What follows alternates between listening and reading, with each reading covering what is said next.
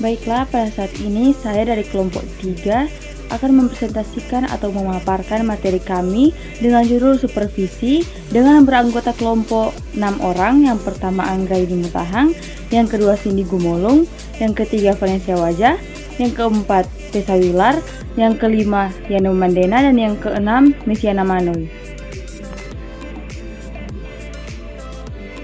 Definisi supervisi menurut Pitman 2011 mendefinisikan supervisi sebagai suatu kegiatan yang digunakan untuk memfasilitasi refleksi yang lebih mendalam dari praktek yang sudah dilakukan.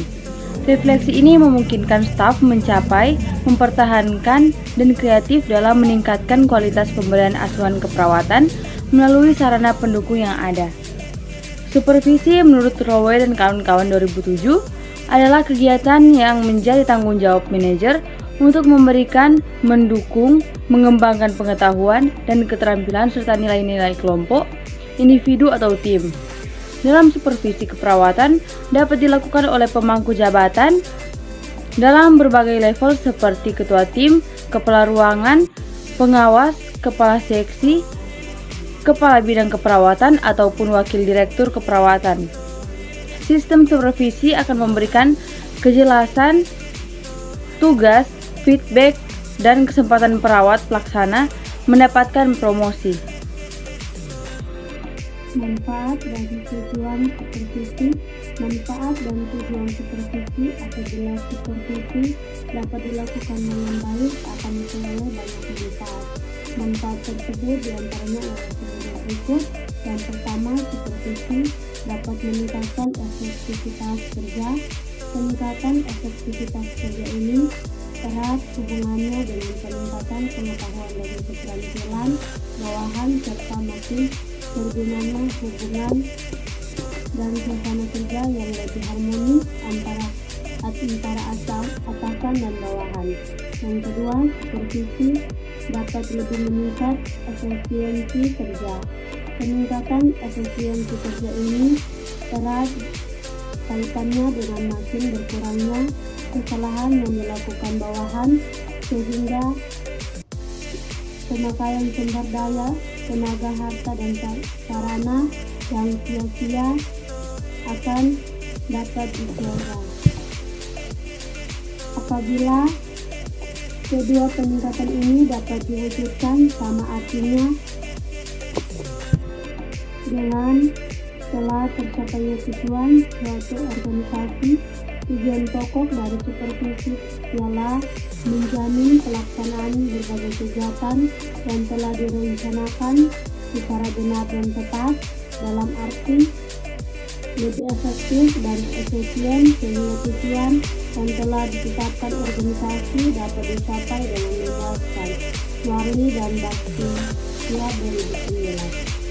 Kita masuk pada prinsip-prinsip pokok dalam supervisi.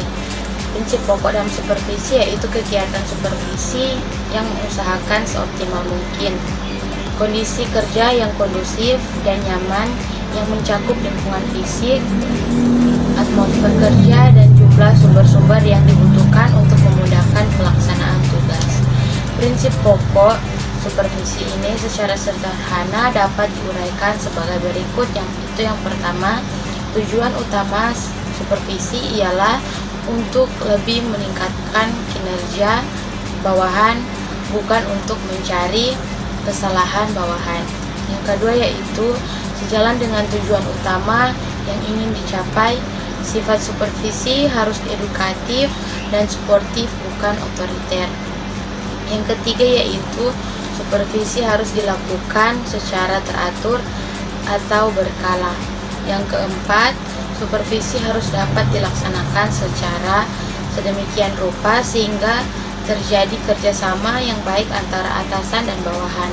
Yang kelima, strategi dan tata cara supervisi yang akan dilaksanakan harus sesuai dengan kebutuhan masing-masing bawahan secara individu. Dan yang terakhir yaitu supervisi harus dilaksanakan secara fleksibel dan selalu disesuaikan dengan perkembangannya. Pelaksanaan supervisi.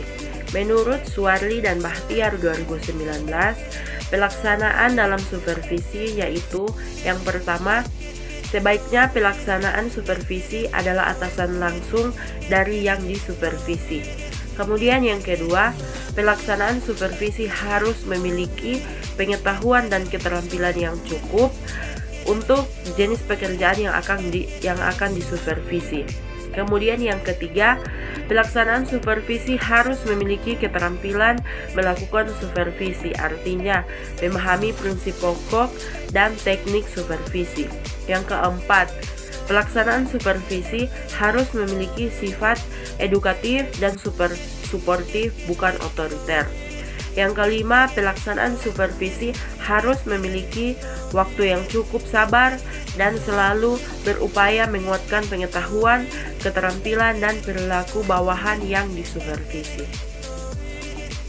Nah, supervisor yang efektif. Karakteristik dari seorang supervisor yang efektif telah diidentifikasi oleh Kilmister dan Joly di tahun 2000, dan karakteristik tersebut mencangkup kemampuan untuk yang pertama, mengobservasi dan merefleksikan praktek perawatan yang sudah dilakukan oleh perawat pelaksana. Kedua, memberikan umpan balik yang konstruktif. Dan yang ketiga, mengajarkan pada perawat pelaksana tentang pemberian atau asuhan keperawatan yang aman dan melalui pelatihan dan pembimbingan. Model-model supervisi. Menurut Sudaryanto 2008 menyatakan model-model supervisi terdiri dari yang pertama, model development. Supervisor diberikan kewenangan untuk membimbing perawat dengan 3 cara, yaitu A. Cek agen, seperti supervisor membimbing perawat menjadi agen perubahan. B. Konselor, seperti supervisor membimbing mengajarkan kepada perawat yang berkaitan dengan tugas rutin perawat. C. Teaching, seperti supervisor mengenalkan dan mempraktikkan nursing praktik yang sesuai dengan tugas perawat. 2.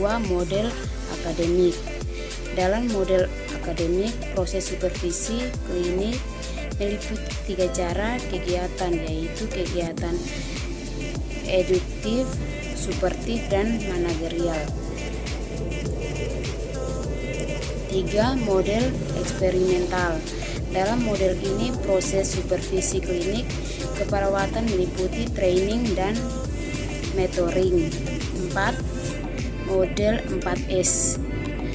Model supervisor ini dikembangkan dengan 4 strategi, yaitu struktur, skill, support, dan sustainability.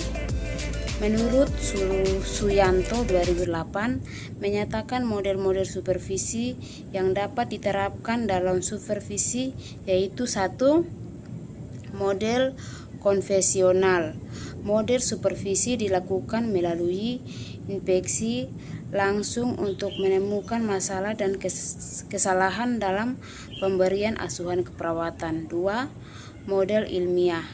Supervisi yang dapat dilakukan dengan model ini memiliki karakteristik sebagai berikut, yaitu dilakukan secara berkesinambungan, dilakukan dengan prosedur, instrumen, dan standar supervisi yang baku, menggunakan data yang objektif sehingga dapat diberikan umpan balik dan bimbingan. 3. Mode klinis. Supervisi mode klinis bertujuan untuk membantu perawat pelaksana dalam mengembangkan profesionalisme sehingga penampilan dan kinerjanya dapat pemberian asuhan keperawatan meningkat. Supervisi dilakukan secara sistematis melalui pengamatan pelayanan keperawatan yang diberikan oleh seorang perawat selanjutnya dibandingkan dengan standar keperawatan. 4. Model artistik. Supervisi model artistik dilakukan dengan pendekatan profesional untuk menciptakan rasa aman sehingga supervisor dapat diterima oleh perawat pelaksana yang supervisi.